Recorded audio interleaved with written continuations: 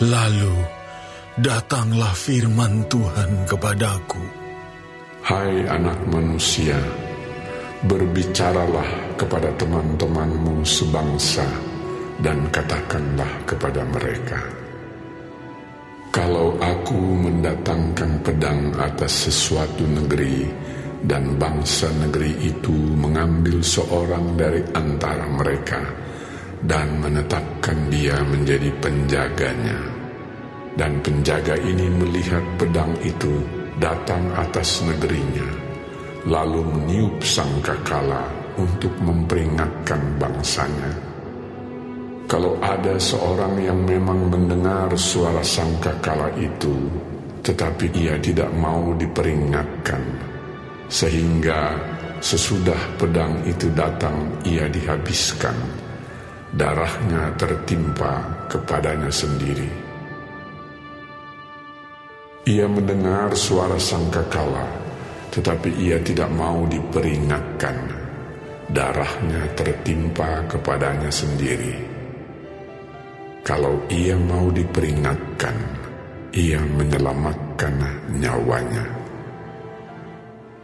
Sebaliknya, penjaga yang melihat pedang itu datang, tetapi tidak meniup sangkakala dan bangsanya tidak mendapat peringatan, sehingga sesudah pedang itu datang, seorang dari antara mereka dihabiskan.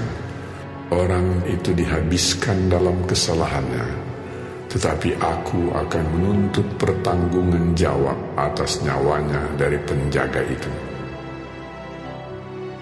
Dan engkau anak manusia, aku menetapkan engkau menjadi penjaga bagi kaum Israel.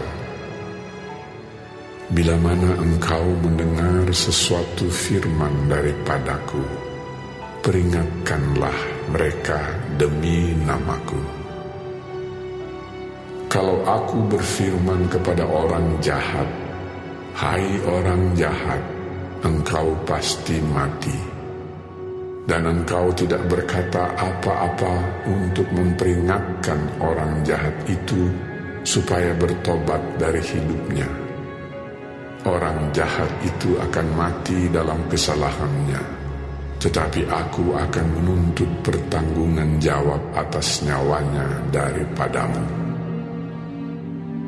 Tetapi jikalau engkau memperingatkan orang jahat itu supaya ia bertobat dari hidupnya, tetapi ia tidak mau bertobat, ia akan mati dalam kesalahannya, tetapi engkau telah menyelamatkan nyawamu. Dan engkau anak manusia, katakanlah kepada kaum Israel, kamu berkata begini, pelanggaran kami dan dosa kami sudah tertanggung atas kami, dan karena itu kami hancur. Bagaimanakah kami dapat tetap hidup? Katakanlah kepada mereka, demi aku yang hidup, demikianlah firman Tuhan Allah, aku tidak berkenan kepada kematian orang fasik, melainkan aku berkenan kepada pertobatan orang fasik itu dari kelakuannya, supaya ia hidup. Bertobatlah, bertobatlah dari hidupmu yang jahat itu. Mengapakah kamu akan mati, hai kaum Israel? Dan engkau anak manusia, katakanlah kepada teman-temanmu sebangsa, kebenaran orang benar tidak menyelamatkan dia. Pada waktu ia jatuh dalam pelanggaran dan kejahatan orang jahat tidak menyebabkan dia tersandung. Pada waktu ia bertobat dari kejahatannya, dan orang benar tidak dapat hidup karena kebenarannya, pada waktu ia berbuat dosa. Kalau aku berfirman kepada orang benar, engkau pasti hidup, tetapi ia mengandalkan kebenarannya, dan ia berbuat curang, segala perbuatan-perbuatan kebenarannya tidak akan diperhitungkan, dan ia harus mati dalam kecurangan yang diperbuatnya. Kalau aku berfirman kepada orang jahat, engkau pasti mati, tetapi ia bertobat dari dosanya serta melakukan keadilan dan kebenaran, orang jahat itu mengembalikan gadaian orang. Ia membayar ganti rampasannya, menuruti peraturan-peraturan yang memberi hidup, sehingga tidak berbuat curang lagi. Ia pasti hidup, ia tidak akan mati. Semua dosa yang diperbuatnya tidak akan diingat-ingat lagi. Ia sudah melakukan keadilan dan kebenaran, maka ia pasti hidup. Tetapi teman-temanmu sebangsa berkata, tindakan Tuhan tidak tepat, padahal tindakan mereka yang tidak tepat. Jikalau orang benar berbalik dari kebenarannya dan melakukan kecurangan, ia harus mati karena itu. Sebaliknya, kalau orang fasik bertobat dari kefasikannya dan ia melakukan keadilan dan kebenaran, ia pasti hidup karena itu. Tetapi kamu berkata, tindakan Tuhan tidak tepat. Aku akan menghakimi kamu masing-masing menurut kelakuannya, hai kaum Israel. Pada tahun ke-11, sesudah pembuangan kami, dalam bulan yang ke-10, pada tanggal 5 bulan itu, datanglah kepadaku seorang yang terluput dari Yerusalem dan berkata, kota itu sudah ditaklukkan. Maka kekuasaan Tuhan meliputi aku pada malam sebelum kedatangan orang yang terluput itu. Dan Tuhan membuka mulutku pada saat menjelang kedatangan orang yang terluput itu pada pagi hari.